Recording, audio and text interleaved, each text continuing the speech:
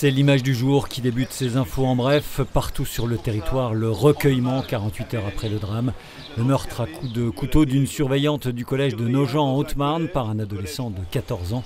La ministre de l'Éducation nationale, Elisabeth Borne, avait décrété la tenue d'une minute de silence dans tous les établissements scolaires sur le territoire national, comme ici ce jeudi midi à l'école Gaston Colnat à Saint-Dié-des-Vosges. Hommage également par les fonctionnaires de la direction départementale des services de l'Éducation nationale à Épinal. Une marche blanche organisée par la famille de Mélanie Grappinet, la victime, est prévue ce vendredi à 18 h au départ du collège Françoise Dolto, où a eu lieu le drame qui a saisi la France entière. Il était de passage ce mercredi dans le département. Répondant à l'invitation du comité des Vosges de basket, le président de la FFBB, Fédération française de la discipline, s'est rendu à la salle des sports de Chavelot où il a pu assister à une partie de l'entraînement des U13 filles du BCC.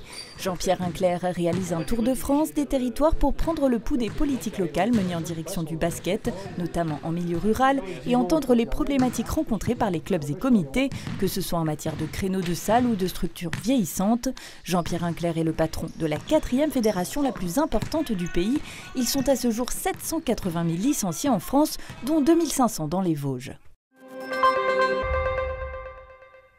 C'est une première attendue ce dimanche en Déodacie. Colatitude, manifestation à l'origine uniquement alsacienne du côté d'Orbay, va se décliner cette année sur le versant vosgien. Sur le modèle d'école réservée bien connue dans les Hautes-Alpes, c'est à plein fin que les participants prendront le départ libre de 8 h à midi.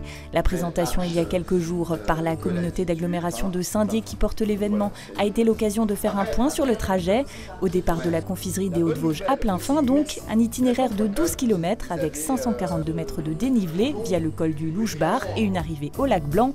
Pour les plus motivés, il est possible de combiner 2 ascensions pour une boucle d'environ 52 km.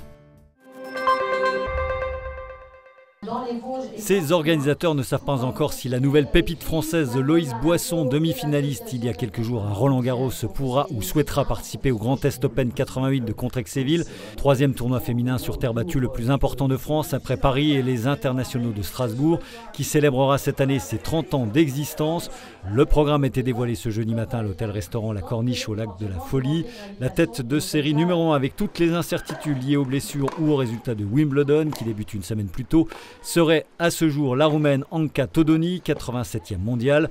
3 Françaises sont dans le tableau final. Léolia Jean-Jean, tête de série numéro 2, 92e au classement mondial, ainsi que Barbara Gracheva et Elsa Jacquemot, déjà aperçues à Contrexéville.